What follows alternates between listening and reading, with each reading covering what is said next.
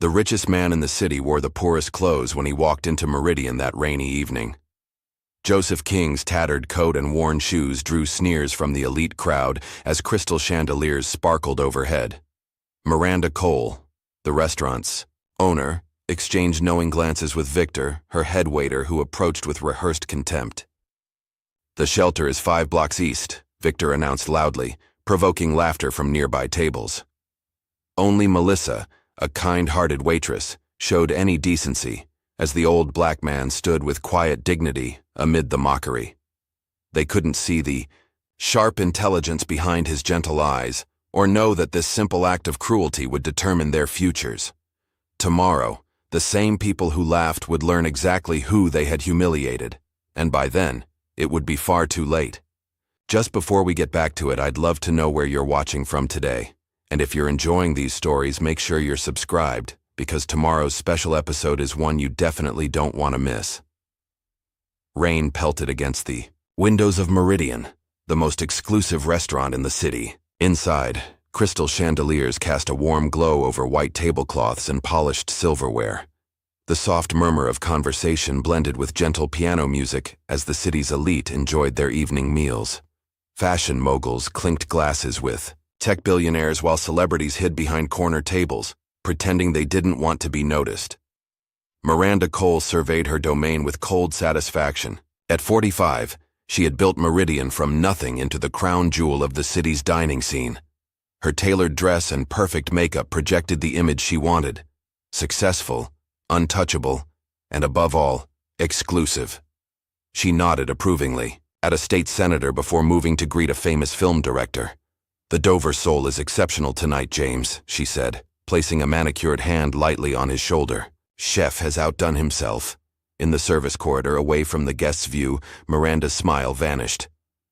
"Victor," she called sharply to her head waiter. "Table 7 has been waiting too long for their second course." Victor Thompson straightened, his already impeccable tie. Tall and handsome in a conventional way, his charm was a practiced weapon he wielded with precision. "On it, Ms. Cole." The new server mixed up the tickets.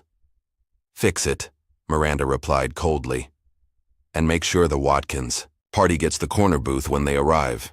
They spent $6,000 on wine last month." As Victor turned toward the kitchen, he bumped deliberately into Melissa Gray, a waitress in her mid-20s with warm eyes and a quick smile that hadn't yet been extinguished by the restaurant's toxic atmosphere.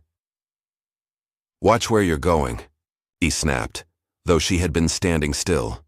Melissa bit back a retort, knowing from experience that Victor's complaints to Miranda could cost her the weekend shifts she desperately needed. Instead, she balanced her tray of appetizers and pushed through the kitchen doors. Inside the kitchen, Chef Lorenzo Bennett worked with focused intensity, his dark hands moving with precision as he added finishing touches to a perfectly seared scallop dish. Unlike the chaos of many high-end kitchens, Lorenzo ran his with quiet authority. Each cook knew their place and role. "Table 12, order up," he called, sliding 2 immaculate plates onto the pass. Lorenzo checked his watch discreetly. 3 more hours until the end of service, then he could call the hospital to check on his daughter Emma. The 8-year-old had been born with a heart defect, and after years of managing with medication, she now needed surgery the family's insurance wouldn't fully cover. The $20,000 gap might as well have been $20 million on a chef's salary. Out in the dining room, the door chimed. The maitre d' looked up, his practiced smile faltering. Standing in the doorway, dripping from the rain, was an elderly black man in tattered clothes. His pants were worn thin at the knees, his sweater had visible holes, and his overcoat might once have been black but had faded to a patchy gray. He carried a plastic bag in one hand and leaned slightly on a simple wooden cane with the other. The maitre d' glanced around nervously, quickly moving to intercept before the unwanted visitor could be noticed by the prestigious clientele. "Sir, I believe you have the wrong address," he said in a low voice.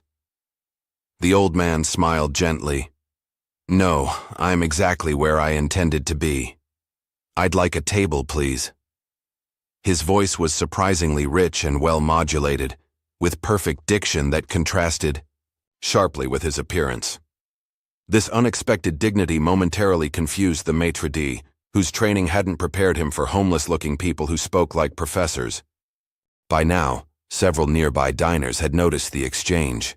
Whispers spread through the restaurant, along with uncomfortable glances and raised eyebrows.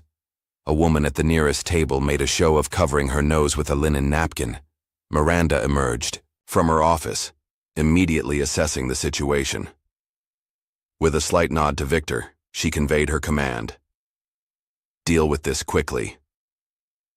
Victor approached with exaggerated caution, a mocking smile on his face.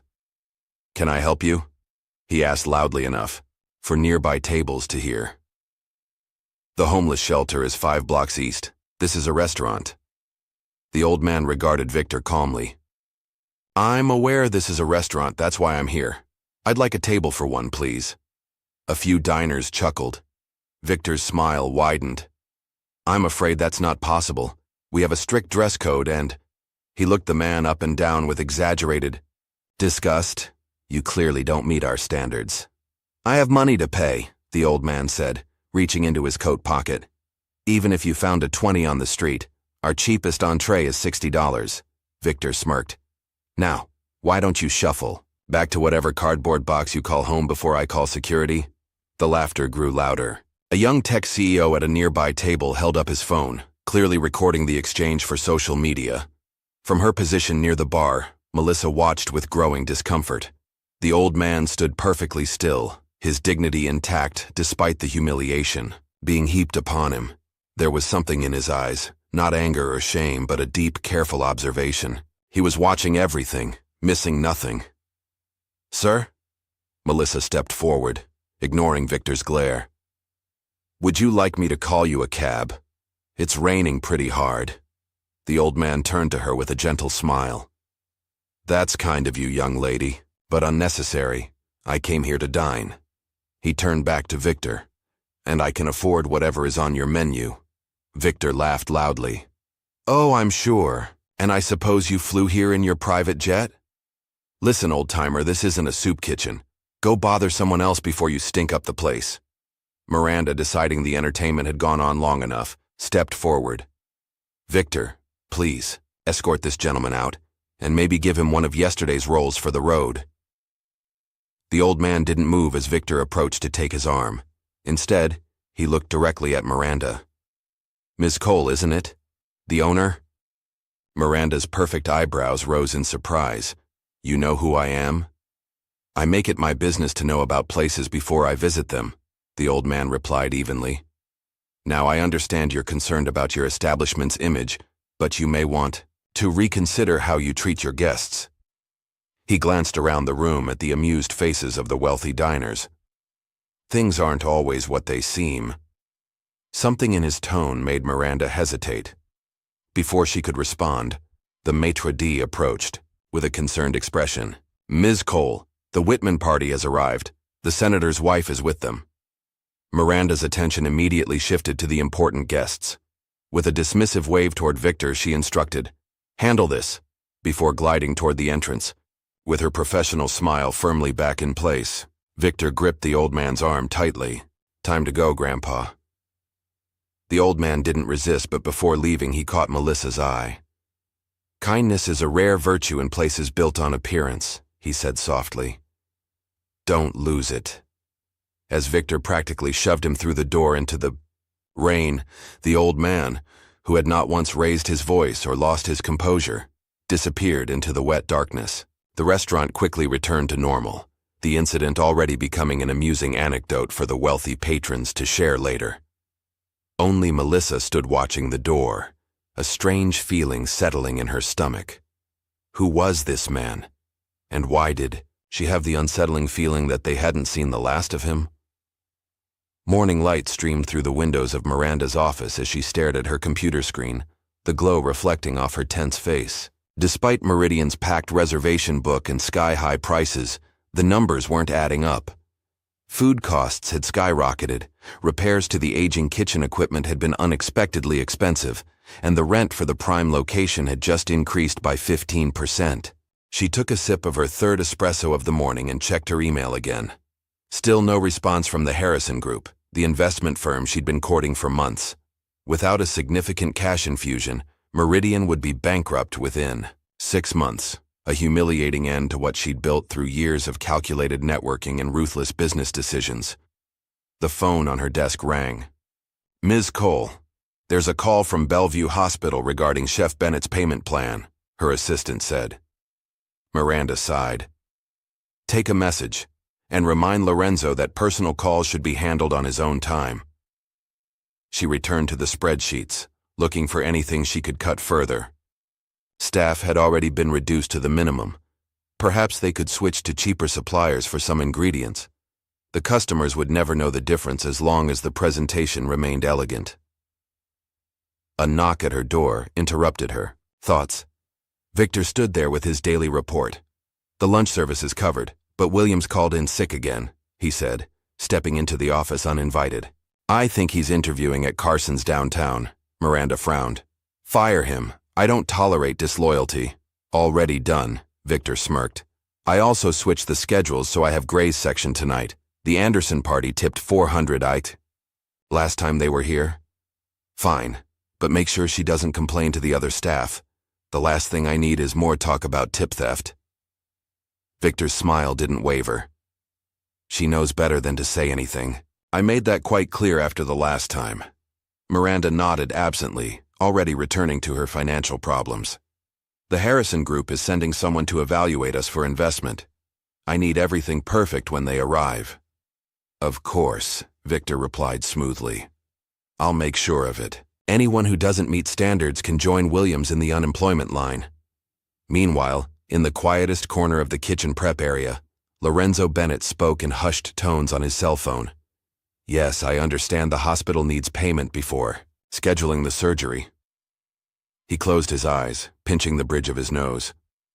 "I can have another 3,000 by the end of the week. Please, my daughter's condition is getting worse." The voice on the other end was sympathetically firm. Without at least half of the $20,000 needed for Emma's heart operation, they couldn't schedule the procedure. "I'll figure something out," Lorenzo promised before ending the call. He leaned against the cold steel prep table, momentarily overcome. Emma had been born with a heart defect, but their insurance had labeled the surgery elective rather than emergency. For 3 years, he'd been working double shifts and catering private events on his days off, trying to save enough, but Emma's condition was deteriorating faster than he could save. "Chef?" A sous chef poked his head around the corner. "The fish delivery is here, but it doesn't look fresh." Lorenzo straightened, tucking his personal problems away behind his professional mask. "I'll check it." As he inspected the fish, which was indeed past its prime, Lorenzo made a mental calculation. If he accepted this delivery but negotiated a discount, claiming it was substandard, he could pocket the difference in cost. The thought made him sick, but Emma's pale face flashed in his mind. He'd do anything for her, even compromise his professional standards. "Tell them we'll take it at 60% of the invoice price," he told the delivery man, "and not a penny more." Across the restaurant, in the locker room where servers prepared for their shifts, Melissa Gray carefully counted the tips from her lunch service. $42. Not great, but better than nothing. She added it to the envelope hidden in the lining of her purse, now containing just over $3,000. The letter from the Culinary Institute lay folded at the bottom of her purse. "We are pleased to inform you of your acceptance." But the scholarship had only covered half the tuition. She needed another $5,000 within 6 weeks, or her spot would go to someone on the waiting list. "Counting your pennies." "Again?" Victor's voice made her jump. He stood in the doorway, watching her with his habitual smirk. "Why bother? You'll be stuck serving other people's food forever." Melissa quickly tucked the money away. "Did you need something, Victor?" "Just letting you know I'm taking your section tonight. The Andersons requested me specifically." They both knew it was a lie. The Andersons, like most of the big tippers, had no idea which server they'd had before. Victor simply took the most profitable sections and left the others to fight over the scraps. "But I'm scheduled." "Take it. Up with Miranda if you have a problem," Victor cut her off. "Oh, wait. She's the one who approved the change. After he left, Melissa fought back tears of frustration. She needed that section tonight. At the rate Victor was stealing her tables, she'd never save enough in time. The afternoon passed in a blur of preparations for the evening service. Silver was polished, tables were set with precise measurements between each piece of cutlery, fresh flowers were arranged, and wines were brought up from the cellar to breathe. Few of the staff noticed when the old man from the previous night appeared again, this time sitting on a bench across the street, seemingly watching the restaurant. From time to time, he made notes in a small book or spoke briefly into an old flip phone. A young homeless woman approached him, clearly asking for money. Instead of ignoring her or giving her spare change, the old man spoke with her at length. After their conversation, he walked with her to a nearby coffee shop, where they sat talking for nearly an hour. Inside Meridian, Victor happened to glance out the window and spotted the old man. "Look who's back," he sneered to another server. "The old bum from last night, probably hoping for handouts from people leaving the restaurant." "Maybe he's casing the place," the other server suggested. Victor laughed. What's he going to steal? He could barely walk. Probably just some crazy old man with dementia who wandered away from his caretaker. As evening approached, the restaurant began to fill with the dinner crowd. The maitre d' greeted each guest with practiced deference, escorts whisked coats, away to be hung with care, and servers glided between tables with choreographed efficiency. And then, surprising everyone, the old man returned. This time, he had clearly made an effort with his appearance. His clothes, while still old and worn, were cleaner. His white hair was neatly combed, and he had shaved his salt and pepper beard. He carried himself with the same quiet dignity as before. The maitre d' recognized him immediately and signaled to Victor, who approached with a look of disbelief. "You again? Didn't you get the message yesterday? This isn't a place for people like you." The old man met Victor's gaze steadily. "I believe you're legally required to serve any customer who can pay and isn't disturbing others. I'm neither disruptive nor unable to pay." Victor's face darkened. "Listen, old man." "Joseph," the old man interrupted calmly. "My name is Joseph King, but most people call me Old Joe." "I don't care if they call you the King of England," Victor hissed. "You're not welcome here." Miranda appeared beside them, her business smile firmly in place. "Is there a problem?" "This gentleman was just leaving," Victor said pointedly. Joe turned to Miranda. "Ms. Cole, I understand your concern for your establishment's image, but I assure you, I can pay for my meal, and I won't disturb your other guests." Miranda assessed the situation quickly. The restaurant was full, and several patrons were already watching the exchange with interest. Making a scene would be worse for business than seating one oddly dressed old man. "Very well, Mr. King," she said coolly. "Victor will show you to a table." Victor's face registered shock, but he knew better than to contradict Miranda in front of customers. With barely concealed disgust, he led Joe to the worst table in the restaurant, right next to the swinging kitchen doors where servers constantly passed through. "Enjoy the ambiance," Victor said sarcastically, slapping a menu down on the table. Joe settled into his chair with calm dignity. "Thank you. I'm sure I will." As Victor stormed away, Melissa approached the table. "Would you like some water while you look at the menu, Mr. King?" Joe smiled warmly at her. "Yes, thank you, Melissa." She blinked in surprise. "How did you know my name?" "You're wearing a name tag," he replied with a gentle chuckle. "And you were kind to me yesterday when others weren't. I remember that sort of thing." Something about his manner put Melissa at ease. Unlike most customers who barely notice servers except to make demands, Joe looked her in the eye when speaking to her, as if she were a real person worthy of respect. In the kitchen, word spread quickly about the return of the old bum from the night before. Cooks peered through the service window to catch a glimpse of him. $5 says Victor spits in his food, one line cook wagered. 10 says the old guy is gone before the appetizers arrive, another replied. Lorenzo, focused on preparing a complex sauce, paid little attention to the gossip until he heard Victor's voice raised in complaint. "I'm not serving him," Victor insisted. To Miranda. Make someone else do it. You'll do your job, Miranda replied firmly. Just keep him away from the important tables. Lorenzo glanced up in time to see Victor storm past, muttering under his breath about letting in street trash and lowering the standards. Something about the entitled anger in Victor's voice struck a nerve with Lorenzo. He'd been on the receiving end of that tone too many times himself. Out in the dining room, Joe sat calmly observing everything around him. He noted how Victor fawned over wealthy patrons, but snapped at the busboys. He watched Melissa efficiently handle multiple tables, despite being given the least desirable section. He observed Miranda's calculated circuit of the room, spending precisely the right amount of time with each important guest. When Melissa returned to take his order, Joe surprised her by requesting the chef's tasting menu, the most expensive option in the restaurant at $250. Are you sure? She asked hesitantly. It's quite... I'm aware of the price, Joe assured her with a smile. And I'd like the wine pairing as well. Victor, who had been listening nearby, approached with a sneer.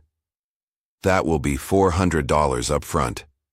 House policy for certain customers. It was a lie and everyone knew it. But Joe simply reached into his worn coat and produced 4 crisp $100 bills. Will this be sufficient? He asked mildly. Victor's smirk faltered momentarily. He snatched the money. I'll get your first course. Don't make a mess. As the evening progressed, Joe continued to surprise the staff. When the sommelier tried to serve him a cheaper wine than the one listed on the menu, Joe politely identified the substitution and requested the correct bottle.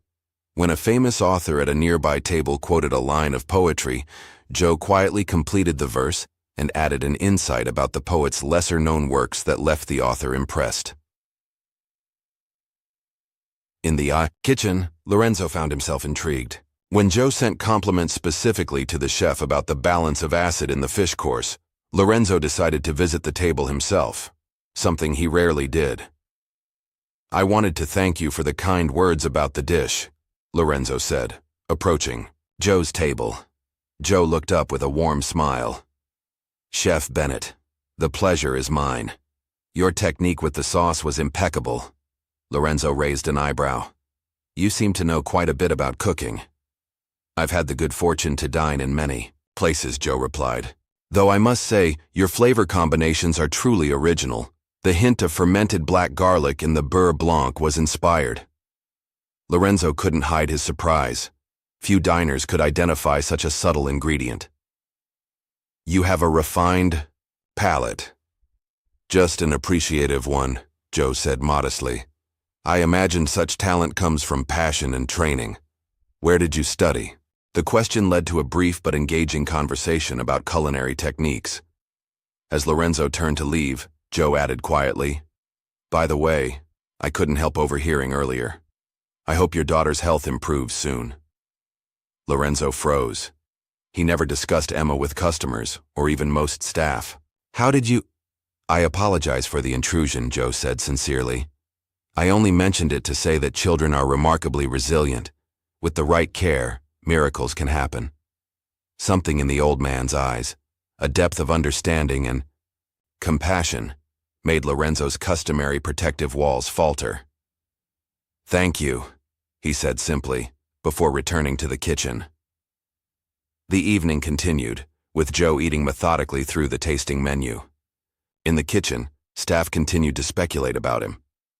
Maybe he won the lottery and is blowing it all before he dies, one suggested. I think he's some food critic in disguise, offered another. Nah, probably just some old crazy with a stolen credit card, countered a third. None of them could quite reconcile his shabby appearance with his refined manners and evident knowledge. As Joe finished his meal, he requested the check from Melissa. When she brought it, he studied it carefully, then placed his credit card on the tray. Victor swooped in to take it. I'll handle this, he told Melissa firmly. When he returned with the receipt, Joe signed it with a steady hand. Victor's eyes widened when he saw the tip, $500 on a $450 bill. Before he could comment, Joe folded the merchant copy and handed it directly to Melissa. "For your excellent service," he said with a meaningful look. As Joe prepared to leave, he paused beside Victor, who was still staring at the receipt in disbelief. "Young man," Joe said quietly, "I'd like to share something with you. The way a man treats those he thinks can do nothing for him says everything about his character." The words landed with unexpected weight. Victor opened his mouth for a retort, but for once no clever insult came to mind. Joe nodded politely to Miranda on his way out, thanked the maitre d', and disappeared into the night, leaving behind a restaurant full of confused and curious people, and one server clutching a $500 tip that might just help her dream stay alive. Later that night, after closing, Melissa sat in her small apartment with her laptop open. Something about the old man's parting words to Victor had struck her as familiar. On a whim, she typed the quote into a search engine. The results made her breath catch. The words were attributed to Joseph King Sr., a notoriously private billionaire, philanthropist known for his ethical business practices and generous anonymous giving. There wasn't much information about him. He avoided publicity and had rarely been photographed in the last decade. But the few images she found from his younger years showed a handsome black man with the same distinctive eyes as old Joe. It couldn't be, Melissa whispered to herself. But the more she read about Joseph King Sr. and his foundation, the more the pieces seemed to fit. The King Foundation was known for anonymous giving, focusing on medical care for children, educational opportunities for promising students from disadvantaged backgrounds, and investments in ethical businesses. As Melissa dug deeper into articles about Joseph King Sr.'s business philosophy, one quote stood out: "I never invest in any business until I've seen how they treat their least powerful customers and their most vulnerable employees. Character reveals itself when no one important is watching." With growing excitement and trepidation, Melissa realized that Meridian and everyone in it might be undergoing a test they didn't know they were taking. And so far, most of them were failing spectacularly. Joe's return to Meridian the following evening caught no one by surprise. The staff had been speculating all day about whether the peculiar old man would make another appearance.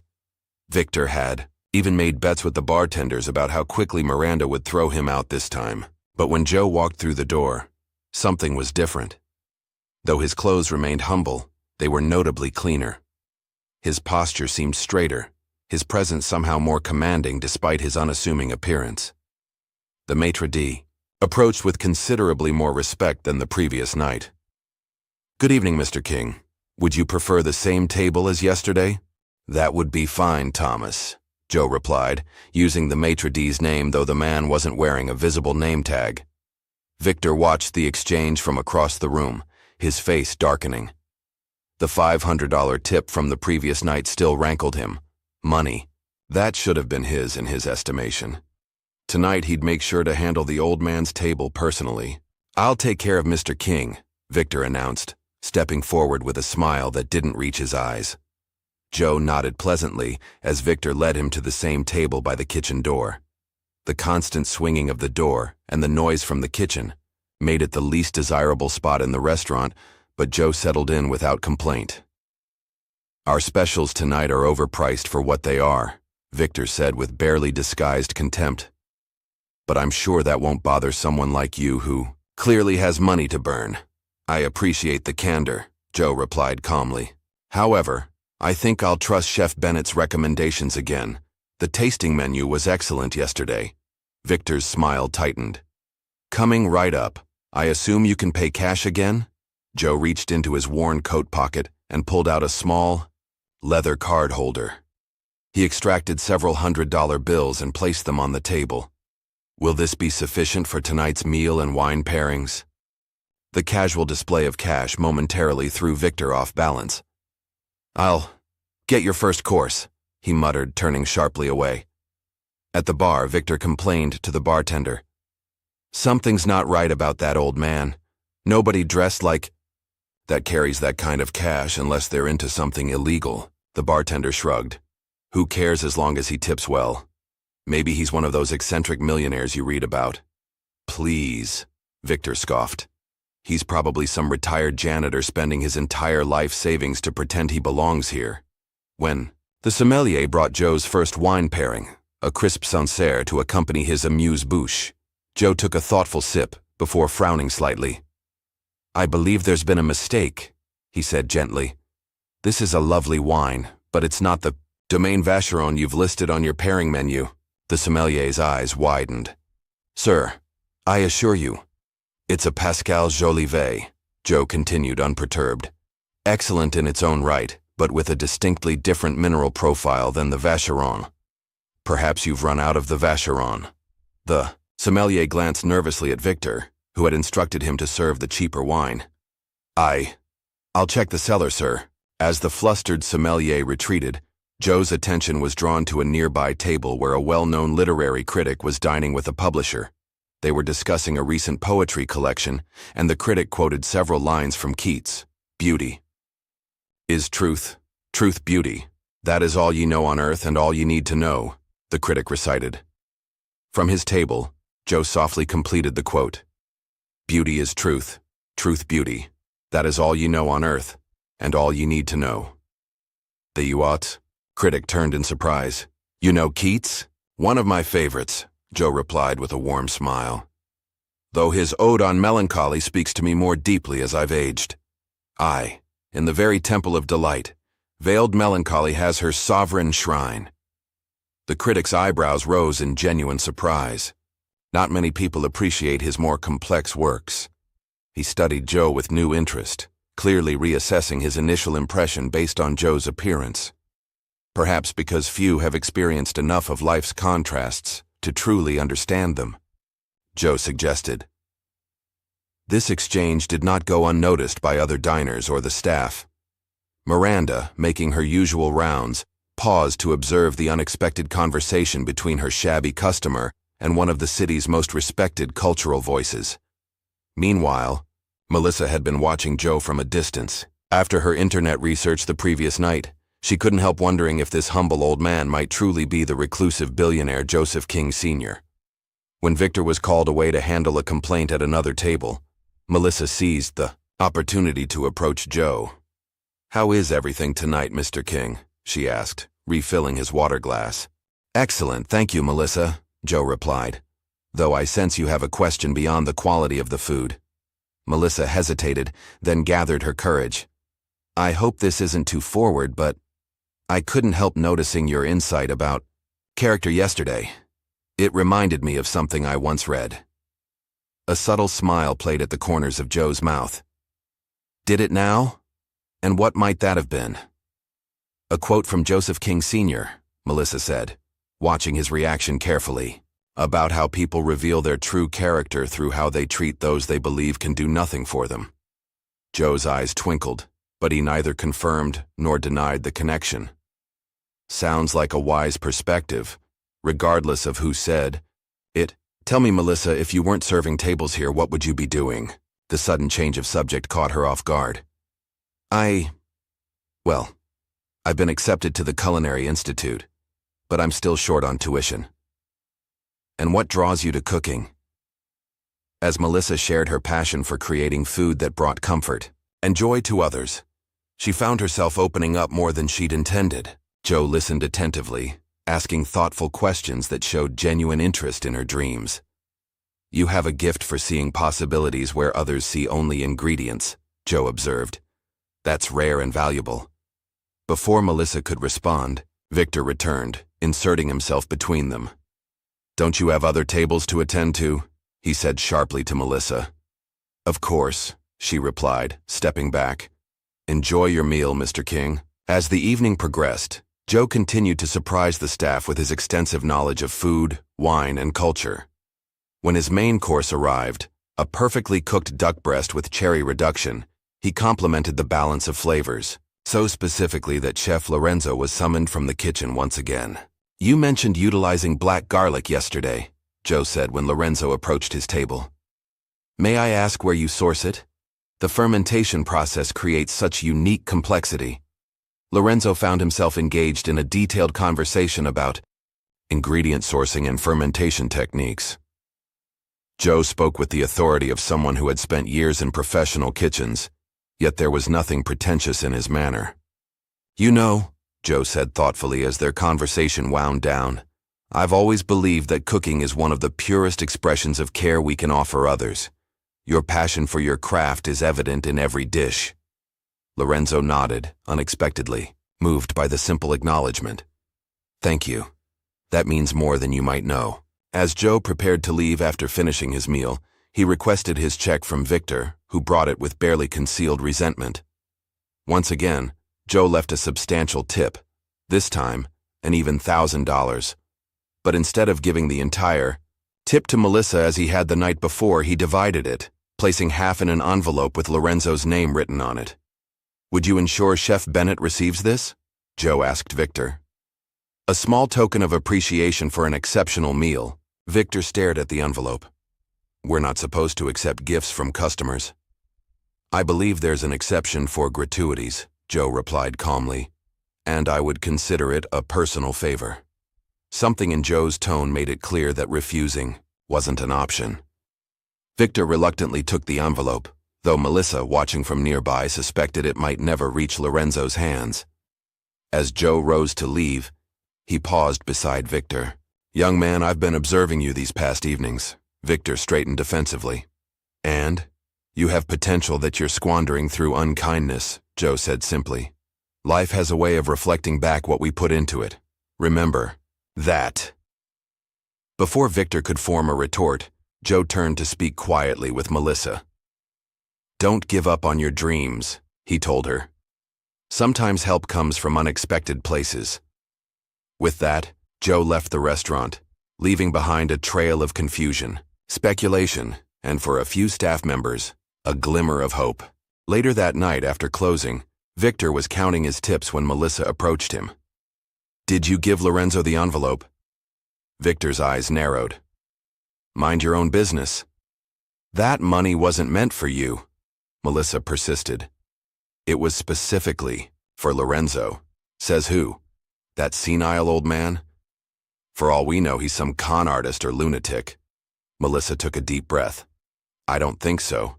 I think he might be Joseph King Sr." Victor burst out laughing. "The billionaire? Are you insane? That old bum?" "I looked him up last night," Melissa explained. "The King Foundation is known for testing businesses by sending representatives in disguise. And that quote he mentioned, it's directly attributed to Joseph King Sr. in several interviews." "You've been watching too many movies," Victor scoffed. "Next you'll tell me he's secretly a prince in disguise." But despite his dismissive words, doubt flickered across Victor's face. He'd noticed the old man's refined speech, his extensive knowledge, the way he carried himself with quiet authority, and those cash tips. Meanwhile, in his office, Lorenzo found a business card that had been slipped under his door. It contained only a phone number and the words, "King Foundation, Children's Medical Fund." With trembling hands, he dialed the number, barely daring to hope. Morning light filtered through the windows of Melissa's small apartment as she hunched over her laptop, surrounded by printouts of articles and notes. She'd been up half the night researching Joseph King Sr. and his foundation after her shift ended. The more she discovered, the more convinced she became that old Joe was indeed the reclusive billionaire. The King Foundation, established 30 years ago, operated unlike typical charitable organizations. It deliberately maintained a low profile, giving anonymously and often through unconventional channels. Several articles mentioned the foundation's unusual approach to vetting potential recipients, sending representatives in disguise to observe character and operations before committing funds. One business owner in Detroit described how an elderly custodian had frequented his struggling community bakery for weeks before revealing himself as a representative of the King Foundation and offering a substantial investment. A children's hospital in Chicago reported a similar story about a shabby but kind visitor who turned out to be connected to the foundation's medical funding program. Melissa printed a grainy photo from a decade-old news clipping. It showed a younger Joseph King Sr. at a rare public appearance. Though the man in the photo was in his 60s rather than his 80s, The distinctive eyes and facial structure matched old Joe's. She pinned it to her corkboard alongside other clippings and notes. "It has to be him," she murmured to herself. But why Meridian? The restaurant wasn't exactly a charity case. It was one of the most exclusive dining establishments in the city. Then again, with Miranda's obvious financial worries and Lorenzo's situation, Melissa's phone buzzed with a text from a coworker. "Meeting called before shift today. Mandatory. Big announcement." When Melissa arrived at the restaurant 2 hours before opening, she found the entire staff gathered in the dining room. Miranda stood at the front, looking more polished and excited than usual. "I have important news," Miranda announced once everyone had arrived.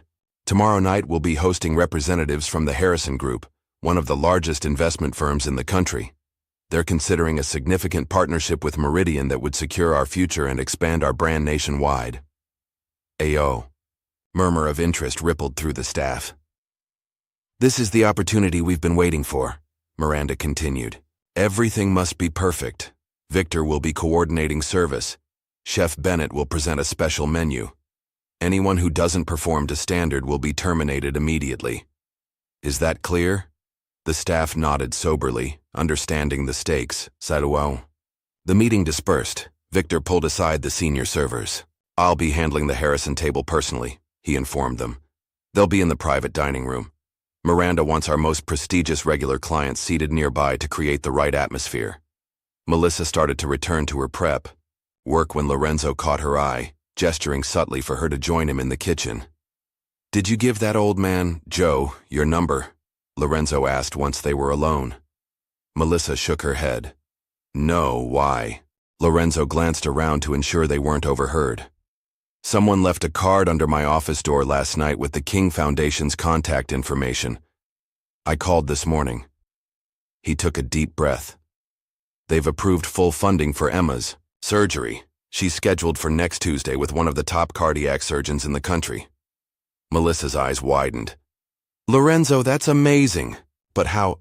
"They said an anonymous donor recommended my case," Lorenzo continued, his voice thick with emotion. "Said they'd been monitoring Emma's situation and were just waiting for the right time to step in." "It's him," Melissa whispered. "Joe is connected to the King Foundation. I've been researching all night. Joseph King Sr. is known for testing people and businesses before investing or giving." Lorenzo shook his head in disbelief. But why would a billionaire philanthropist be eating in restaurants dressed like that? And why Meridian specifically? Before Melissa could answer, the kitchen doors swung open and Victor entered. "What are you two whispering about? We have work to do." They separated quickly, but Victor's suspicious gaze followed them for the rest of the preparation shift. That evening, Melissa was stationed near the entrance when she spotted Joe approaching the restaurant. He was dressed slightly better tonight, still, humble clothing, but with a clean button-up shirt replacing his usual worn sweater. She tried to catch his eye as he entered, but the maitre d' immediately escorted him to a table in Victor's section. Throughout the evening, Melissa found reasons to pass near Joe's table, hoping for a moment to speak with him. She noticed he wasn't ordering the elaborate tasting menu tonight, but instead sat nursing a single glass of wine and observing the restaurant operations with quiet attention. During a brief lull, Melissa finally managed to approach. "Good evening, Mr. King. Can I get you anything else?" Joe smiled warmly. "Just some company for a moment if you can spare it." Melissa glanced around to make sure Victor wasn't watching, then slid into the chair opposite Joe. "I wanted to thank you," she said in a low voice, "for what you did for Lorenzo's daughter." Joe's expression revealed nothing. "I'm not sure what you mean." "The King Foundation," Melissa pressed. "Emma's surgery, that was you, wasn't it?" A hint of a smile played at the corners of Joe's mouth. "The foundation helps many children in need. I'm glad to hear Emma will receive the care she requires." "I know who you are," Melissa said, meeting his gaze directly. "You're Joseph King Sr. You're testing us, the restaurant, the staff, Miranda." Joe neither confirmed nor denied her assertion. Instead, he asked, "And what do you think such a test would reveal, Melissa?" She hesitated, then admitted, Nothing good for the most part. Victor is cruel and dishonest. Miranda cares only about appearances and profit. The whole place runs on fear and exploitation. Not entirely, Joe observed. There's you and Lorenzo, people with integrity despite difficult circumstances. Their conversation was interrupted by Victor's sudden appearance. Socializing on the clock, Melissa? I'm sure Miranda would be interested to know how you spend your time during service. Melissa quickly stood. Mr. King needed assistance with the wine list. I'll handle it, Victor said tersely. You're needed in Section 3. As Melissa reluctantly left, she heard Victor's tone change to one of calculated charm. Now, Mr. King, what can I help you with this evening? Joe's response was too quiet for her to hear, but from Victor's expression, it wasn't what he expected. Later, that evening, Joe struck up a conversation with Lorenzo, who had emerged from the kitchen to speak with a regular customer. When Lorenzo stopped by Joe's table, their discussion quickly turned personal.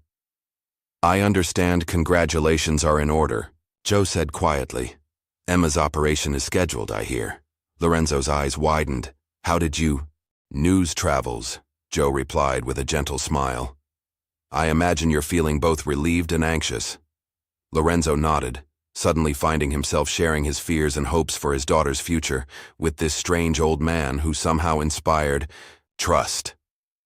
Joe listened attentively, occasionally offering insights that suggested personal experience with similar situations. You know, Joe said thoughtfully, as their conversation wound down. I've always believed that a person's true calling reveals itself in moments of crisis. Your dedication to your daughter speaks volumes about your character, Chef Bennett. Thank you, Lorenzo replied, genuinely moved. That means a lot. Have you ever considered what you might do if you weren't constrained by circumstances? Joe asked. If you could create any kind of restaurant or food experience, what would it be? The question caught Lorenzo off guard, but he found himself describing a long-held dream. A community-focused restaurant that would offer high-quality food at accessible prices, with a training program for aspiring chefs from disadvantaged backgrounds. Joe listened intently, occasionally asking insightful questions that helped Lorenzo articulate his vision more clearly. By the time they finished talking, Lorenzo had shared more of his personal dreams than he had with anyone in years. As the evening wound down, Miranda made her usual rounds of the dining room, stopping briefly at Joe's table. Her attitude toward him had evolved from disdain to cautious curiosity after witnessing his interactions with the literary critic and other respected patrons. I hope everything has been satisfactory, Mr. King, she said with her professional smile. The food was excellent as always, Joe replied. Chef Bennett is quite talented. Yes, we're fortunate to have him, Miranda agreed smoothly. Though between us, his background is somewhat unconventional for an establishment of this caliber. Joe's expression remained pleasant, but something in his eyes hardened slightly. I've found that true talent often emerges from unexpected places, Ms. Cole. The trick is recognizing it rather than being distracted by packaging. The subtle rebuke wasn't lost on Miranda, whose smile faltered momentarily. Of course, will we be seeing you tomorrow evening? We're hosting a special event. I wouldn't miss it, Joe assured her. After Joe left, Victor cornered Melissa in the service area. What did you tell that old man about me? Nothing, Melissa replied truthfully. He was asking questions about how tips are distributed and how long I've worked here, Victor said, his voice tight with suspicion. What game are you playing? I'm not playing any game, Melissa insisted. Maybe he's just curious. Victor leaned closer, his voice dropping to a threatening whisper. Listen carefully. That Harrison Group meeting tomorrow is my ticket out of this place and into something bigger. If you do anything to mess that up, I'll make sure you never work in a decent restaurant again, understand? Melissa nodded silently, but as Victor walked away, a plan began forming in her mind. She needed proof of Joe's identity, something concrete enough to convince Lorenzo and possibly protect herself from Victor's inevitable retaliation when the truth came out. That night, Melissa visited the King Foundation's website on her laptop. There was no direct contact information, but there was a general inquiry form. Taking a deep breath, she typed, "Is Joseph King Sr. currently evaluating Meridian Restaurant? Please tell him Melissa Gray would like to speak with him about his experience." There. It was a shot in the dark, but she had to try. After hitting send, she continued her research, eventually discovering an archived newspaper photograph from 15 years ago showing a younger Joseph King Sr. at a charity event. Though the man in the photo was in his 60s rather than his 80s, the distinctive eyes, nose, and jawline matched old Joe exactly. "It really is him," Melissa whispered to herself, printing the photo and adding it to her growing collection of evidence. The next morning, Melissa woke to an email notification on her phone. The message was brief. "Ms. Gray, your inquiry has been received. Mr. King suggests you observe carefully this evening. Sometimes the most revealing moments occur under pressure. King Foundation." Melissa stared at the message, her heart racing. This was the confirmation she'd been seeking. Now she just needed to decide what to do with it. Meanwhile, at Meridian, Miranda was directing staff in preparations for the evening's all-important dinner with the Harrison Group. The private dining room was being meticulously arranged. The wine cellar's finest bottles were being brought up, and Chef Lorenzo was preparing to showcase his most impressive dishes. What no one realized was that another party was making preparations as well. On the other side of the city, in a luxurious office suite, Joseph King Sr., dressed in an impeccable suit that bore no resemblance to old Joe's humble attire, was briefing his team. "Tonight," he told them, "we'll see exactly what kind of establishment Ms. Cole is running, and then we'll decide whether it deserves to continue operating at all." Meridian glittered like a jewel that evening. Extra chandeliers had been brought, in casting a golden glow over the dining room. The finest linens draped the tables, and arrangements of exotic flowers perfumed the air. Staff members moved with heightened precision, acutely aware of Miranda's eyes tracking their every move. Tulyi. Her office, Miranda applied another coat of lipstick, scrutinizing her reflection. Tonight would determine Meridian's future, and her own. The Harrison Group representatives were due to arrive in less than an hour. If they agreed to invest, her financial troubles would vanish overnight. If not, she pushed the thought away. Failure wasn't an option. "Ms. Cole?" Victor knocked on her open door. "Everything is ready. The private dining room is prepared, and Chef Bennett's menu has been approved." "And the guest list?" "All confirmed." "Yes. We have 3 city council members, that tech CEO from Silicon Valley, and several social media influencers strategically seated near the private room. The Harrison party will see that we cater to the right clientele." Miranda nodded approvingly. "Perfect. What about the press?" "Food critic from the Tribune is at table 9. The lifestyle blogger is at 11. Both have been given complimentary champagne." "Excellent." Miranda smoothed her dress. "This has to be flawless, Victor. I've staked everything on tonight." "I understand." Victor hesitated. "There's one small issue. That old man, Joe. He's made another reservation." Miranda's expression darkened. "Cancel it." "I tried. He insisted. And after the way he's been tipping, the staff is eager to serve him." "Fine. Put him somewhere out of sight, far from the Harrison party, and make sure he doesn't cause any disruption." As Victor left, Miranda reached for the vodka bottle in her desk drawer. One quick shot to steady her nerves. Tonight would change. Everything. She couldn't allow any distractions. Meanwhile, in the kitchen, Lorenzo worked with focused intensity. His hands moved with practiced precision as he prepared elements for the evening's special menu. But his mind was elsewhere, with Emma, who would finally receive her life-saving surgery next week thanks to the mysterious King Foundation. "Chef?" Melissa approached cautiously. "Do you have a moment?" Lorenzo glanced up. "Make it quick. We're on a tight schedule. It's about Joe, the old man who's been coming in. I have proof of who he really is." She slid a folder across the counter. "He's Joseph King Sr., the billionaire philanthropist who runs the King Foundation." Lorenzo stared at the newspaper clippings and photos. The younger man in the grainy photographs shared the same distinctive features as their elderly customer. "This can't be right. Why would someone like him come here dressed like that? The foundation is known for testing businesses before investing.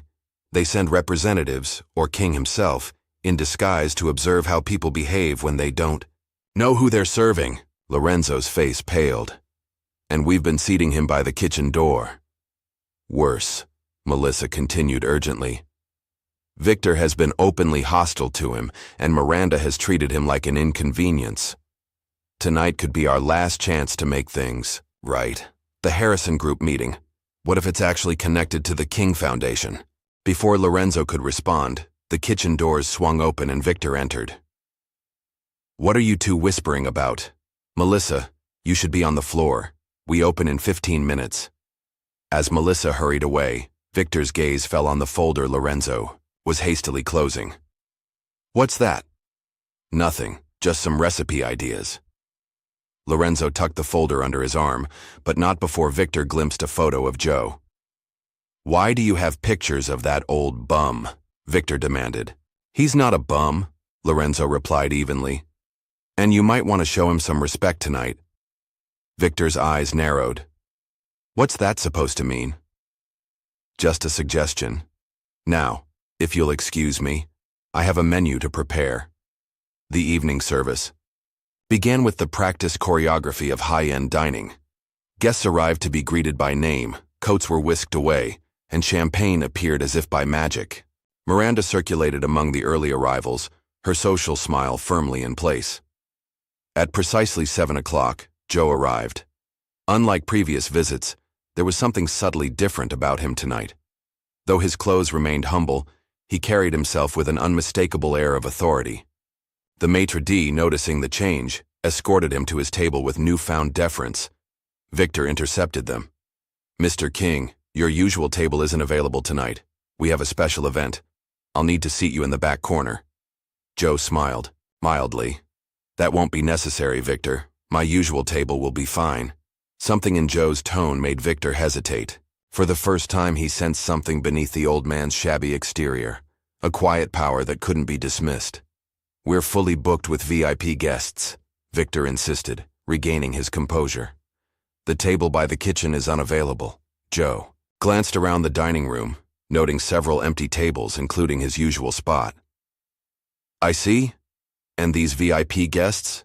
They're more important than other paying customers? For tonight, yes, Victor replied bluntly.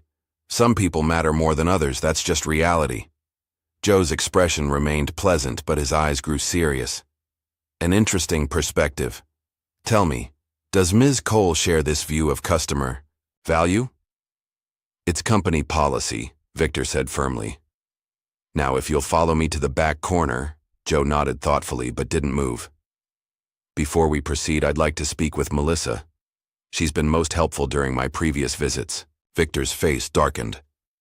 Melissa is assigned to other tables tonight. I'll be handling your service personally.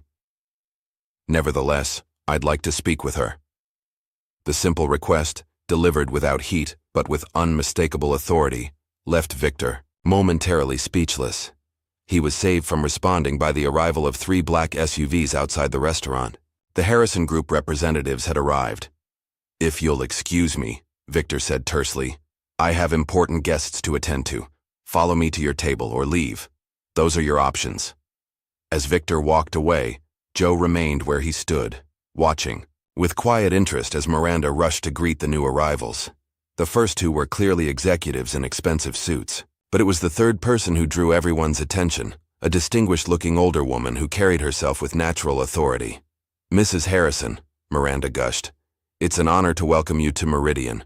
We've prepared our finest table and a special menu for your party. Margaret Harrison, head of the Harrison Group, nodded politely, but seemed distracted, her gaze sweeping the restaurant as if looking for someone. When her eyes fell on Joe standing near the entrance, a flash of recognition crossed her face. Miranda, following her gaze, felt a stab of anxiety. I apologize for that, gentleman. He's being seated elsewhere. He won't disturb your evening. No need to apologize, Mrs. Harrison replied smoothly. Actually, I'd like to meet him. Who is he? Miranda blinked in confusion. Just a regular customer, nothing special. Bring him to our table, Mrs. Harrison instructed. I insist.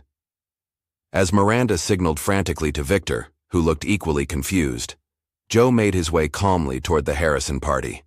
Margaret, he greeted the older woman with warm familiarity. Right on time as always. Joseph, she replied with a smile, I see you're conducting business as usual. The blood drained from Miranda's face as realization dawned. Joseph. As in... Joe turned to her with the same mild expression he'd maintained throughout his visits. Joseph King, yes. Mrs. Harrison and I are old friends. Her investment group, often partners with my foundation. The restaurant fell silent as guests and staff alike realized what was happening. Victor, who had rushed over at Miranda's signal, stood frozen, his expression shifting from confusion to horror. Perhaps, Joe suggested gently, we should move this conversation to the private dining room you've prepared. I believe we have matters to discuss that might be better handled away from an audience. Miranda nodded numbly, leading the way with leaden steps. As they walked, she whispered urgently to Victor. Why didn't you recognize him? How could you let this happen? Me, Victor hissed back. You're the one who told me to treat him like garbage. In the kitchen, Melissa hurried to find Lorenzo. It's happening, she whispered urgently. Joe just revealed himself to Miranda and the Harrison people. They've gone to the private dining room. Lorenzo's eyes widened. And Victor? Looks like he's seen a ghost. He and Miranda are panicking. Good, Lorenzo said with quiet satisfaction. Maybe they'll finally understand what they've done. In the private dining room, Miranda struggled to regain her composure as she faced Joseph King Sr. No longer old Joe in her mind, but one of the wealthiest and most influential philanthropists in the country. Mr. King, she began, her voice unnaturally high. I can't express how honored we are to have you dining with us. Had we known who you were... That's precisely the point, Ms. Cole, Joe interrupted gently. I wanted to experience Meridian as any customer would, not as someone deemed important. Margaret Harrison nodded in agreement. Joseph's methods may seem unconventional, but they're remarkably effective at revealing an establishment's true culture. Miranda forced a laugh. I assure you, we treat all our guests with the utmost respect. Do you? Joe asked mildly. That hasn't been my experience. There must be some misunderstanding, Miranda insisted, shooting a venomous glance at Victor. Perhaps my staff failed to properly...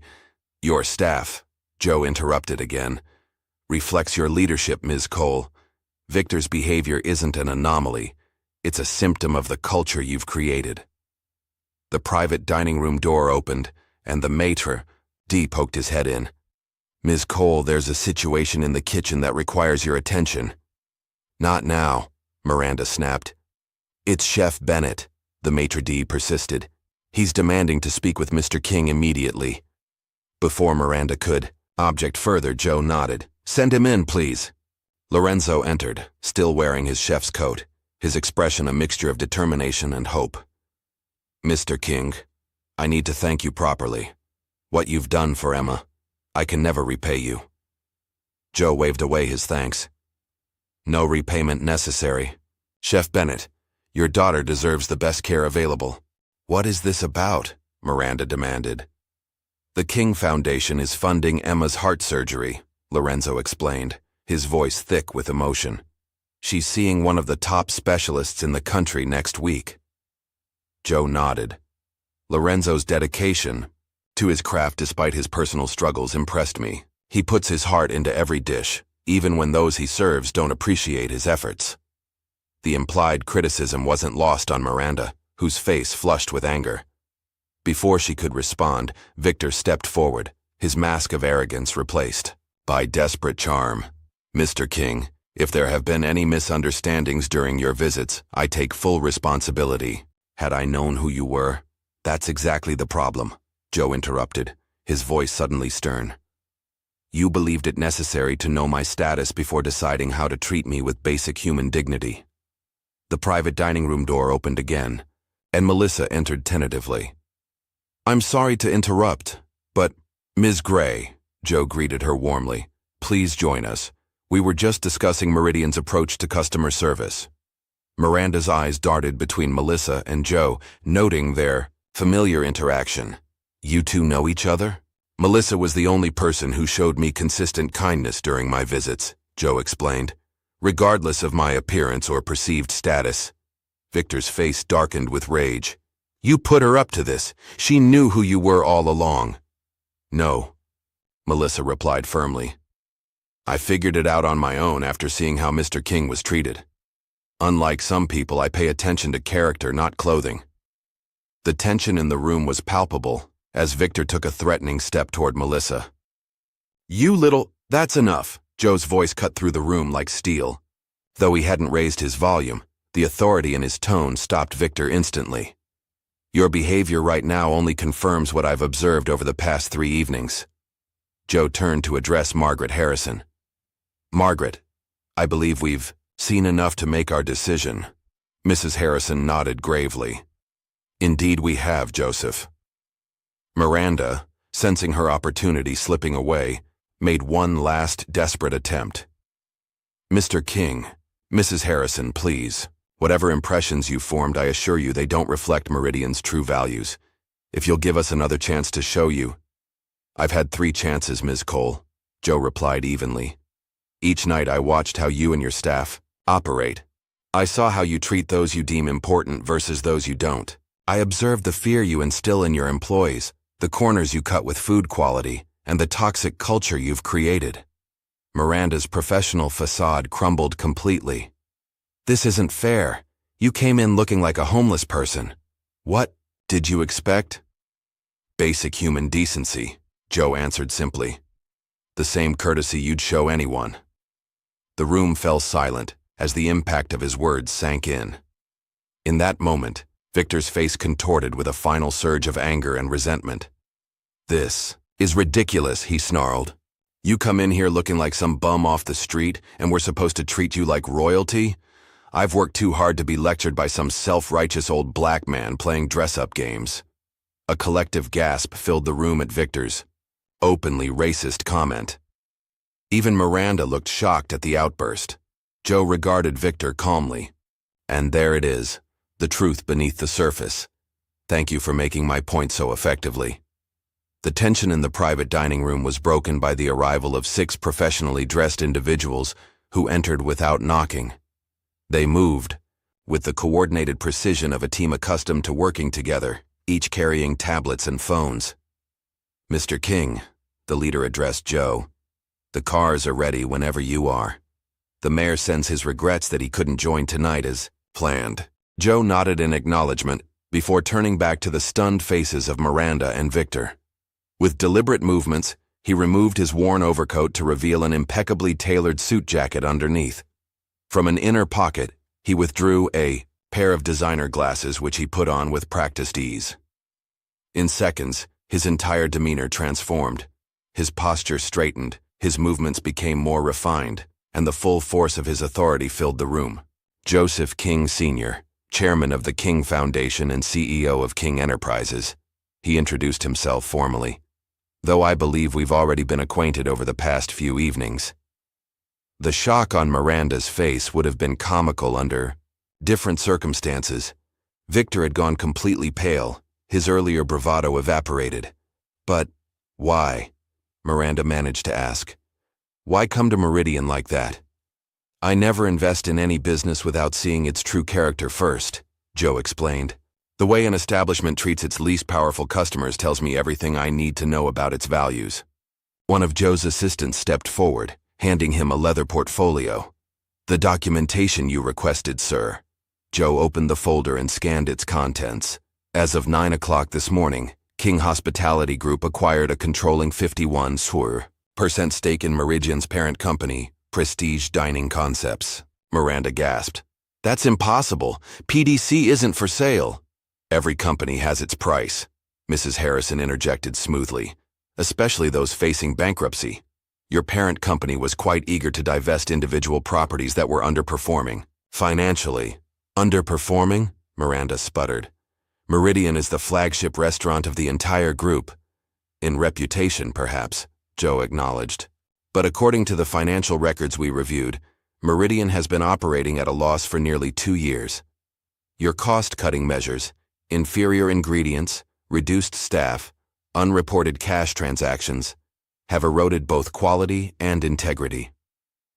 Miranda's face drained of color as she realized the extent of Joe's knowledge about her business practices. Joe continued, his voice level but resolute. I came here prepared to offer a substantial investment to revitalize Meridian, if it proved worthy. I was evaluating not just the food or service, but the character of the establishment.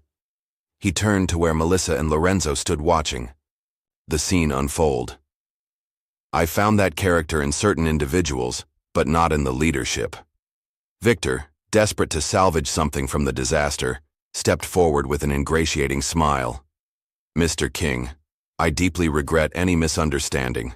If you'll allow me to explain my approach to customer service. There's nothing to explain, Joe interrupted firmly. Your behavior speaks for itself, particularly your final comments, which revealed exactly what drives your treatment of others. He gestured to one of his assistants, who handed Victor an envelope. Your employment is terminated, effective immediately.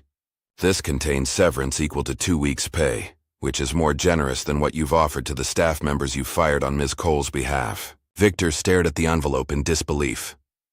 You can't fire me. You don't have the authority. As majority shareholder, I'm afraid I do, Joe corrected him. The severance is a courtesy, not an obligation, given the documented history of your conduct. Another assistant stepped forward, projecting documentation onto the wall of the private dining room, video clips of Victor's behavior over previous evenings, records of tip theft, and testimonials from former employees about his abusive practices. How did you get this? Victor demanded, his voice rising in panic. We've been monitoring Meridian for weeks, Joe explained. Not just during my visits. My foundation is thorough in its due diligence. Miranda, watching her restaurant empire crumble before her eyes, made one final desperate appeal. Mr. King, please. I've devoted my life to Meridian. Whatever mistakes have been made, I can fix them.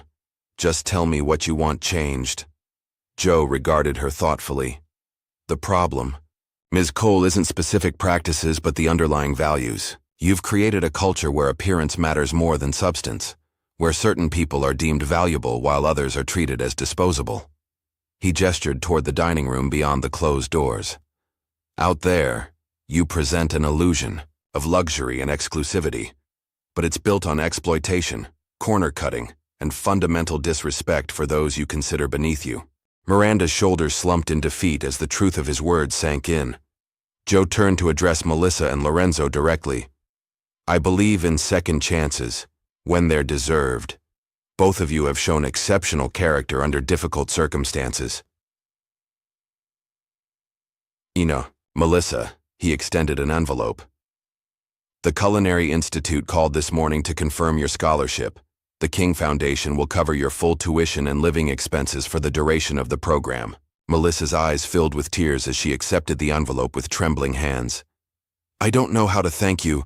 Your kindness already has, Joe assured her. Compassion that remains consistent, regardless of who's receiving it, is increasingly rare. The culinary world needs more people with your values. Next, he turned to Lorenzo. Chef Bennett, the foundation would like to discuss a partnership opportunity with you. One of Joe's assistants handed Lorenzo a folder containing architectural renderings of a restaurant space. This property in Riverfront Park has been vacant for some time. The foundation is prepared to renovate it according to your specifications and establish you as majority owner with a 70% stake. Lorenzo stared at the plans in disbelief. This is exactly what I described to you. A community-focused restaurant with a training program for young chefs. Your vision impressed me, Joe acknowledged, as did your commitment to quality despite the pressure to compromise. The foundation will provide initial capital and business support, but the concept and execution will be entirely yours. Lorenzo struggled to find words. Mr. King, I don't know what to say. This opportunity, combined with Emma's surgery, it's more than I ever hoped for. You've earned it, Joe assured him simply. Throughout this exchange, Miranda and Victor had watched in stunned silence. Now, as the full implications became clear, Victor's face contorted with rage. "This is insane," he exploded. "You're giving everything to them while destroying our careers? Because we didn't kiss up to some old man in rags? This has to be illegal."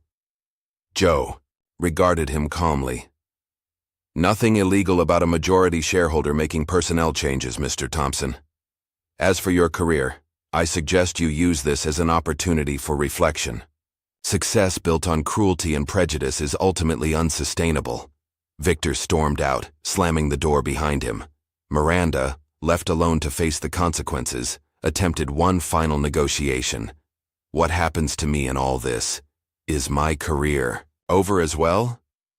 "That depends on you," Joe replied evenly. "The Foundation believes in redemption as much as consequences.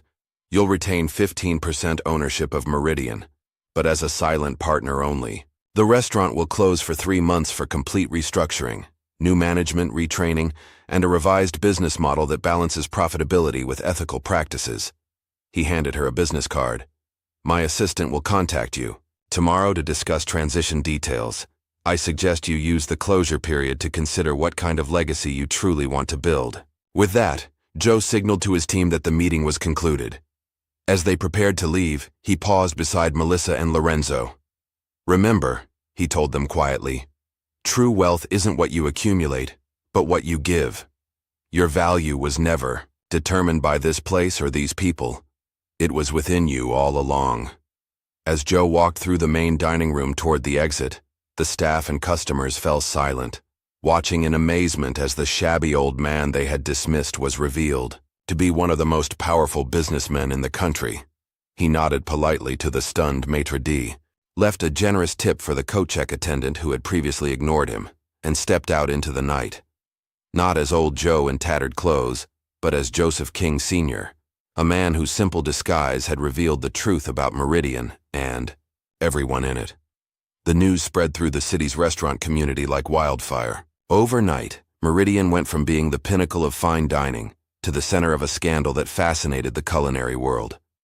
Food blogs and social media accounts buzzed with different versions of the story, each more dramatic than the last. The common thread in every telling was the same. A billionaire had exposed the ugly truth beneath the restaurant's glittering facade by posing as a poor old black man.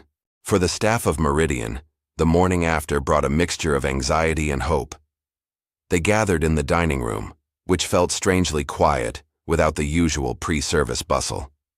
A team of professionals from the King Foundation stood at the front, clipboards in hand. "Good morning," the lead representative began. "As you may have heard, ownership of Meridian has changed. The restaurant will close for 3 months for restructuring and retraining. However, Mr. King has made it clear that this transition should not cause unnecessary hardship for staff members." Murmurs rippled through the assembled employees. "All staff, except those specifically named for termination, will receive full wages during the closure period.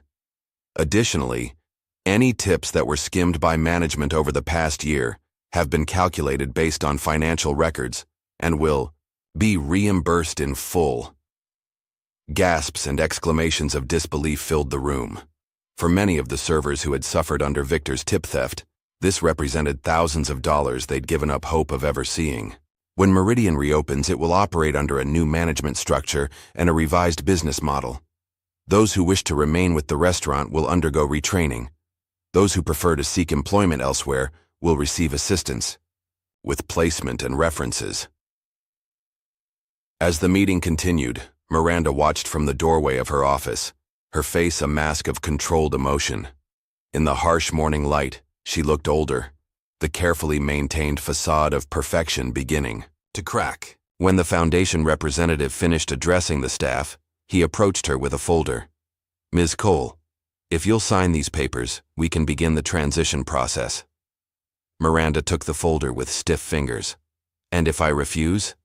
"The majority ownership has already been transferred. These documents merely outline your options as a minority shareholder. Mr. King was quite insistent that you be given the choice to remain involved, albeit in a reduced capacity." She glanced through the papers, her eyes widening at certain clauses. "This says I'll have no operational control." "That's correct. Your role would be strictly financial. Alternatively, you can sell your remaining shares to the foundation at market value. Miranda's hand trembled slightly as she signed the papers. I built this place from nothing, she said quietly. Everything I have is tied up in it. The representative's expression softened slightly. Mr. King recognizes your business acumen, Ms. Cole. He believes your talents could be better directed. There's a note for you on the final page. Miranda flipped to the last page and found a handwritten note from Joseph King Sr. True success isn't measured by wealth or status, but by the positive impact we have on others. Consider this an opportunity to rebuild with a stronger foundation. Across town, Victor Thompson stormed into his apartment, slamming the door behind him. He threw his severance envelope onto the kitchen counter without opening it. His phone had been buzzing constantly with messages from friends and colleagues who had already heard about the previous night's events. He ignored them all, pouring himself a large whiskey instead. The humiliation burned worse than the alcohol. After years of carefully cultivating relationships with wealthy clients and influential industry figures, his reputation had been destroyed in a single evening. Victor pulled out his phone and began calling contacts at other high-end restaurants, hoping to secure a position before word of his termination spread too widely. The first call went to voicemail, so did the second. On the third call, the manager of a popular steakhouse answered but grew noticeably cooler when Victor identified himself. Sorry, Thompson. We're fully staffed at the moment. You were hiring last week, Victor pressed.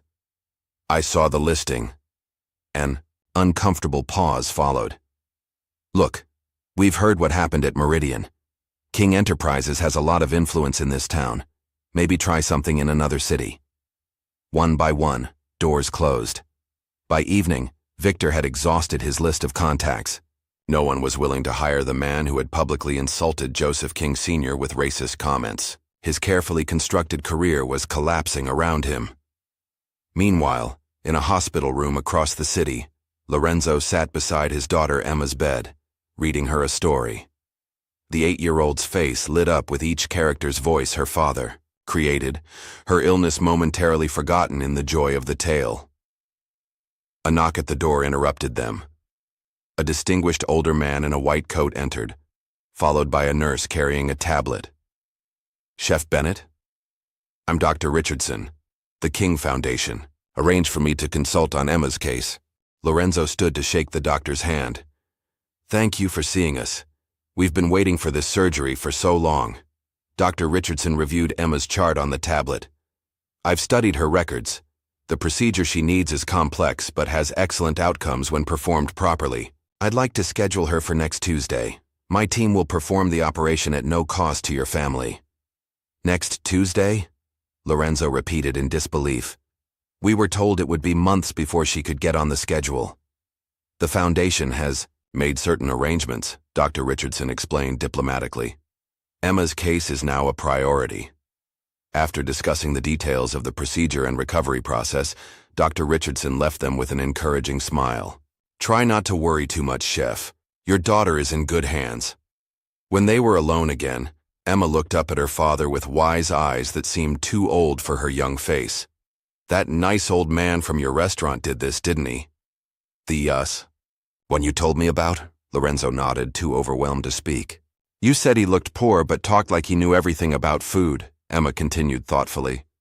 Mom always says you can't judge people by how they look. She paused. He must really like your cooking, Dad. Lorenzo laughed through the tears that threatened to spill over. I think he likes more than my cooking, sweetheart. I think he sees people for who they really are.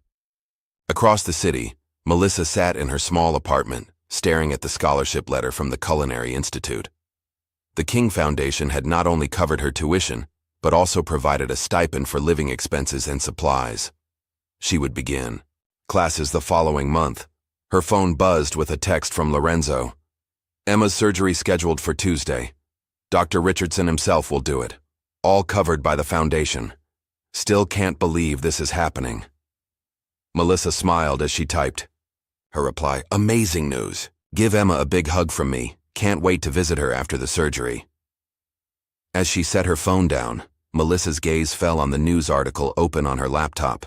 The headline read, "Billionaire Philanthropist Exposes Elite Restaurants' Discriminatory Practices." The story had gone viral, with social media users sharing their own experiences of discrimination in high-end establishments. Joseph King Sr. had declined all requests for interviews, but a statement from the King Foundation emphasized their commitment to creating ethical business environments where all people were treated with dignity, regardless of appearance or background. Melissa closed her laptop and walked to the window, looking out at the city lights. In a single week, her life had changed completely, from struggling server with fading dreams to scholarship recipient with a promising future. All because she had shown simple kindness to an old man in tattered clothes. The following morning, a closed for renovation sign appeared on Meridian's front door. Inside, crews began the process of physical transformation, removing some of the more ostentatious decorations in favor of a warmer, more welcoming aesthetic. Miranda watched from her car across the street, unable to bring herself to drive away. For 10 years, Meridian had been the center of her existence. She had sacrificed friendships, relationships, and ethical boundaries to build it into a temple of exclusivity. Now, in a matter of days, everything had changed. Her phone rang. The display showed, "King Foundation. Ms. Cole, this is Sarah Williams, from Mr. King's office.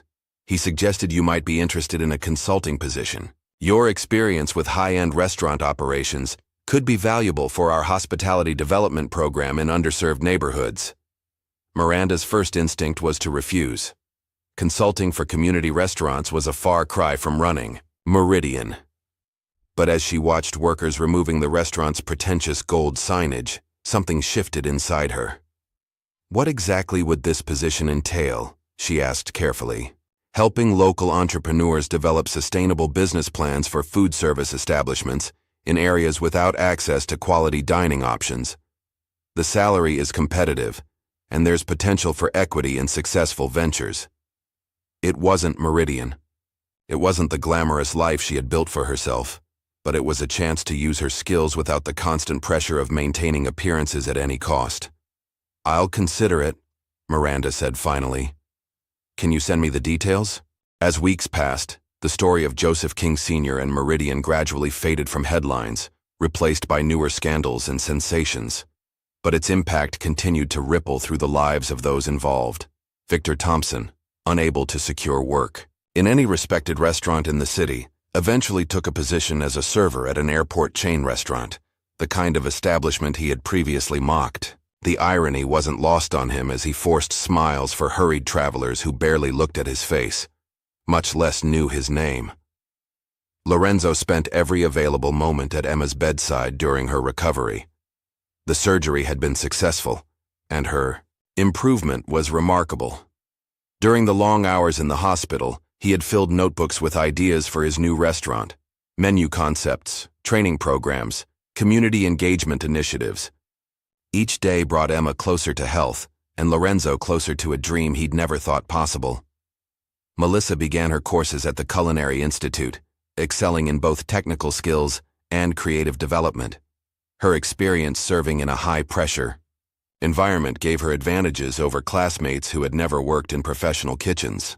She approached each class with the same attention to detail she had brought to her tables at Meridian, but now that focus was directed toward her own growth rather than someone else's experience. And the renovation of Meridian continued, its physical transformation mirroring the changes in the lives connected to it. The restaurant that had once been a symbol of exclusivity and pretension was being rebuilt as something entirely different, still excellent, still special, but grounded in values, beyond mere appearance and status. 6 months passed. Spring flowers bloomed across the city, bringing new life after a long winter.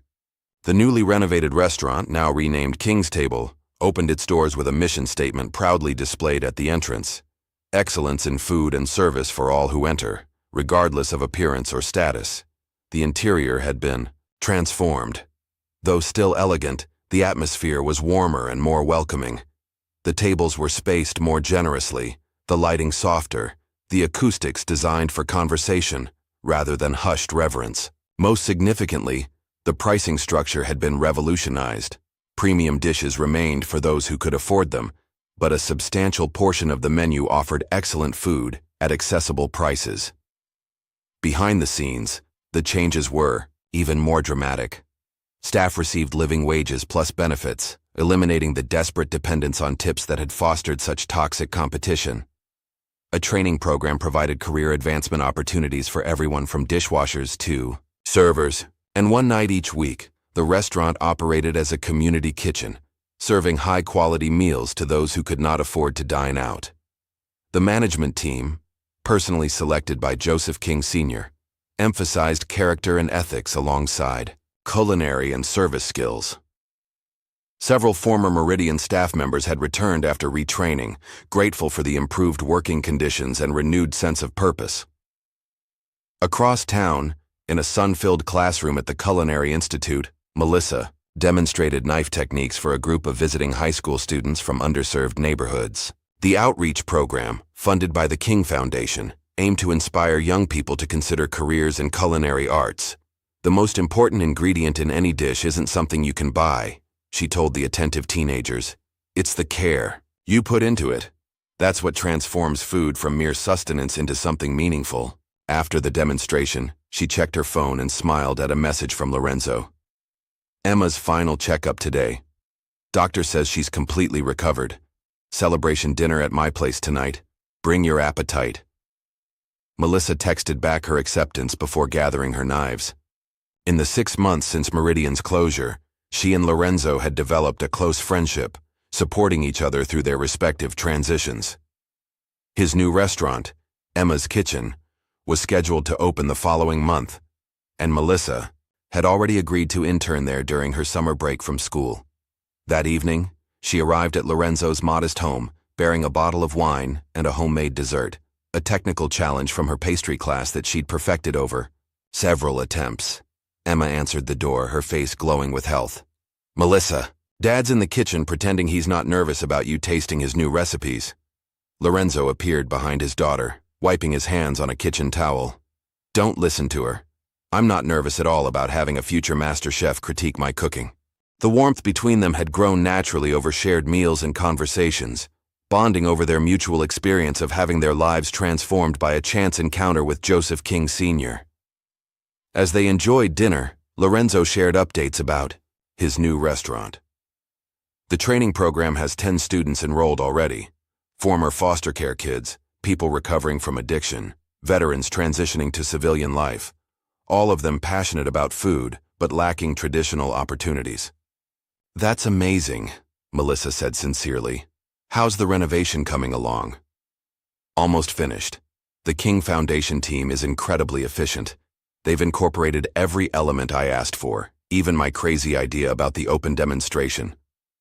Kitchen where guests can learn cooking techniques while they dine. Emma, who had been quietly eating her dinner, suddenly asked, Have you seen Mr. King again? The one who helped us? Lorenzo and Melissa exchanged glances. Neither had personally encountered Joseph King Sr. since the night at Meridian, though. His influence remained present in their lives through the Foundation's ongoing support. Not directly, Lorenzo admitted, but his team checks in regularly about the restaurant progress. I heard he still goes around the city in disguise sometimes, Emma said matter-of-factly. My friend's mom works at the community center and she said an old man in simple clothes brought them a huge donation last week. Nobody knew who he was until later when the Foundation contacted them. Later that evening, after Emma had gone to bed, Lorenzo and Melissa sat on the small balcony of his apartment, sharing the last of the wine. Do you ever wonder what would have happened if Joe hadn't walked into Meridian that night? Melissa asked. Lorenzo considered the question. Emma might still be waiting for her surgery. I'd definitely still be working for Miranda, compromising my standards a little more each day just to keep my job. And I would have lost my spot at the Culinary Institute, Melissa added, probably still serving tables watching Victor steal my tips. It's strange how one person can change so many lives, Lorenzo mused. Not just through money, but through forcing us to confront who we really are.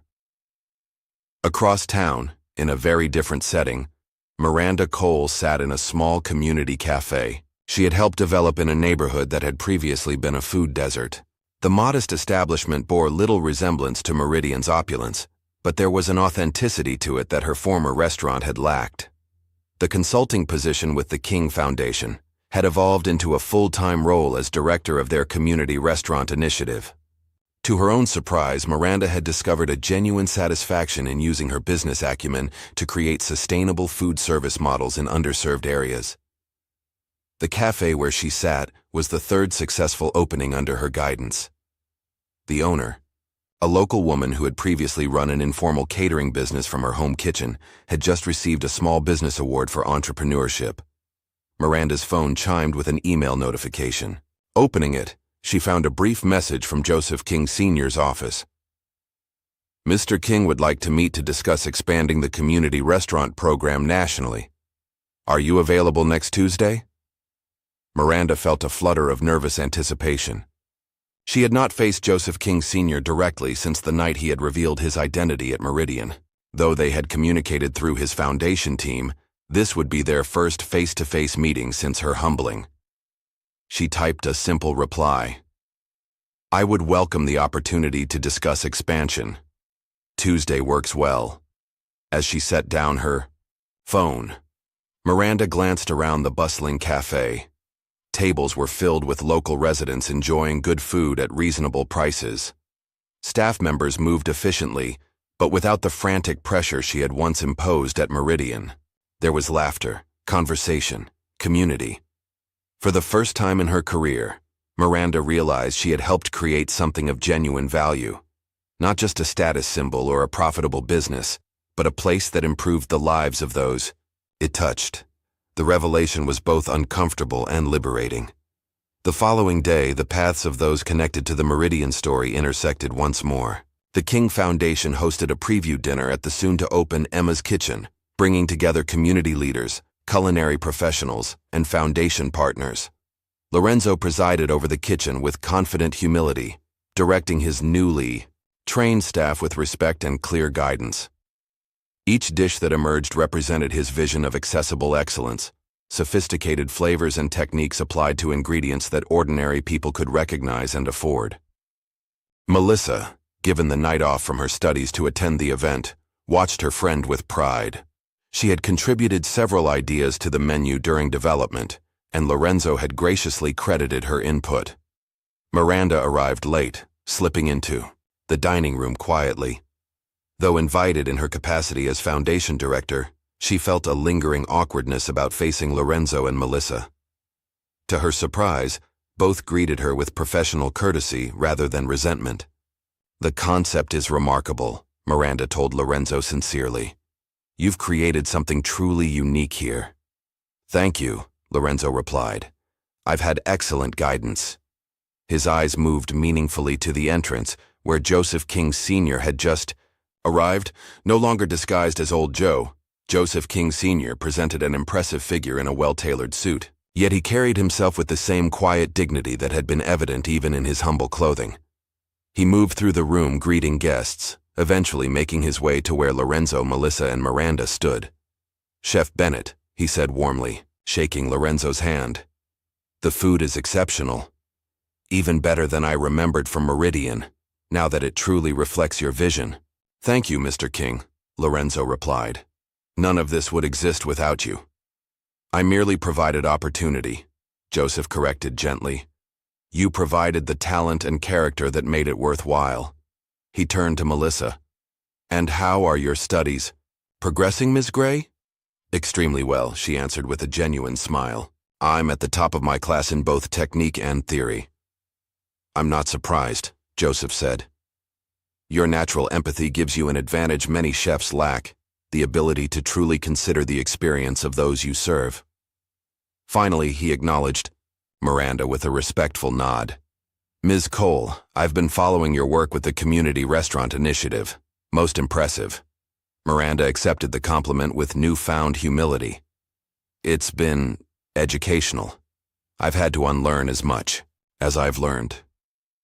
The most valuable growth often requires that, Joseph observed. As the evening progressed, Joseph circulated among the guests, eventually slipping away without fanfare. His characteristic preference for substance over ceremony unchanged despite the formal setting. The next morning, news outlets reported a remarkable anonymous donation to the city's Homeless Services Department. Enough funding to create a culinary training program and small business incubator for people transitioning out of homelessness. And in a small park, across town, an elderly black man in simple, clean clothes sat playing chess with a group of veterans. A young woman approached hesitantly, carrying a paper bag. "Excuse me," she said. "Are you Joseph King?" The old man smiled gently. "Just Joe, to my friends here. I work at Emma's Kitchen," she explained. "Chef Bennett asked me to bring you this." She handed him the bag, which contained a carefully packed meal from the restaurant's menu. "Very kind of him," Joe said. "Would you like to join us for a game? While I enjoy this excellent food?" The young woman hesitated, then sat down at the chess table. "I should warn you, I'm not very good." "That's perfectly all right," Joe assured her. "We all start somewhere. It's the willingness to learn that matters most." As they set up the chess pieces, a businessman in an expensive suit walked past, barely glancing at the group of seemingly ordinary people engaged in their simple game. Joe watched him pass with the same observant eyes that had once assessed Meridian's culture of exclusivity and found it wanting. "Sometimes," Joe remarked to his new chess partner, "the richest souls wear the poorest clothes. And sometimes, those with the most to offer go unnoticed because others are too busy looking in the wrong places." He moved his first chess piece with the same deliberate care he had shown in transforming the lives of those who had crossed his path. Not through grand gestures alone, but through the profound impact of seeing people for who they truly were, beneath whatever disguises they wore, whether of poverty or pretension. Have you ever wondered what the world might see if your true character was put to the test when no one important was watching? The way we treat those we think can't benefit us reveals everything about who we really are. If this story touched your heart, please like, subscribe, and share for more powerful narratives that challenge us to look deeper. Your support helps these stories reach those who need them most.